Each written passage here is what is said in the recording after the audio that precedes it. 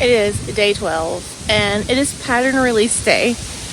And Stephen West has thrown me for a loop. Spoiler alert. I don't hate the new pattern update. And it kind of makes me excited. I like the eyelets. I love a little bit of lace. And I'm not even a girly girl, but I like a little bit of lace in my shawls. And now I'm rethinking what kind of intarsia I want to do. I don't know. I'm going to go try to draw that out and figure it out though. So hopefully by this afternoon, sit down, table talk, I will have a drawn out picture of what my shawl is to become.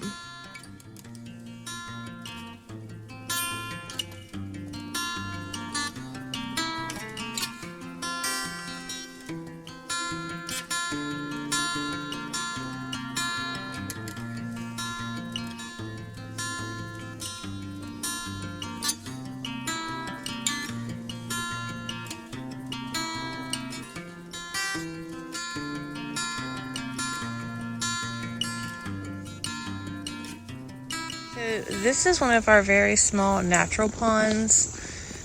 There's always at least that much water in it. There's one more over in the area where I call the pine tree forest because it's just pine trees. But when we have good rains, it's all the way out to here with water. And we usually have a game camera set right here so we can watch the deer. And we've actually caught some bucks fighting before. That's where we've seen a couple of shots of the fox that lives on the property, lots of raccoons. But you can see how torn up the mud is around that water, and that is because there are so many animals that drink from it.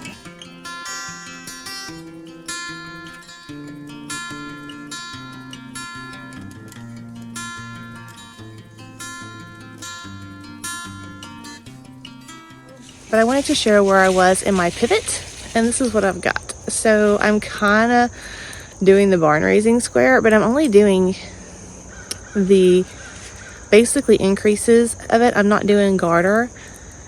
I'm doing it in stockinette, and I am going to try to work in some color work and with some intarsia in this. I haven't really thought it out all the way, but my thought process was I can continue to try to stress and figure it out, or I can just start it and figure it out as I go. And I much prefer that method. So that's kind of where I'm at. Okay, so it's been a long day and I realized a couple of things. So I did start my pivot for my shawl and I didn't really get that far because it took a while for me to take out all my yarn and roll them into little bobbins. So this is my little yarn pieces that I did. I have this whole little handful of them that I bobbined up. I used floss bobbins. They worked quite well. And then I had a bunch of old boy bobbins that I used as well. And then I started doing the barn raising square version with the idea of using intarsia into it. And I started the round using the pumpkin, but I didn't like it. Like I got pretty far into it and then I realized I could do something a little bit differently. So I ripped all that out. So this is where I am again. I'm on this little part here.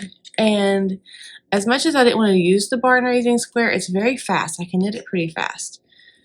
And after seeing the end of what this clue is going to be, I kind of like it. I kind of like it a lot. I am going to do some kind of compass kind of thing from this book. I really wanted to use this because I think I can do this and not have to do intarsia in the round, because intarsia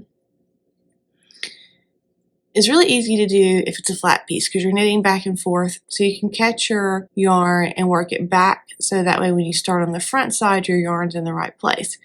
But in the round, you have to do this whole other technique, and I did not even really realize that.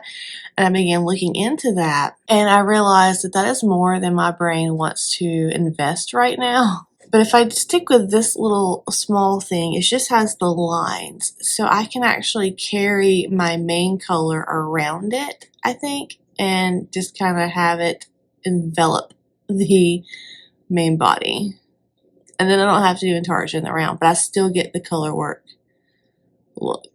So I don't think it's going to be bad. I don't think it's going to make it any thicker than if I do like the Weave and Steven, because I think that makes it look bulky. And I think in fingering weight yarn it's going to be fine. So that's my goal. So we shall see how that plays out tomorrow. I'm probably not going to knit on this anymore tonight because I'm tired and I just want to work on something that doesn't involve brain power. Yeah. So I'll see you tomorrow.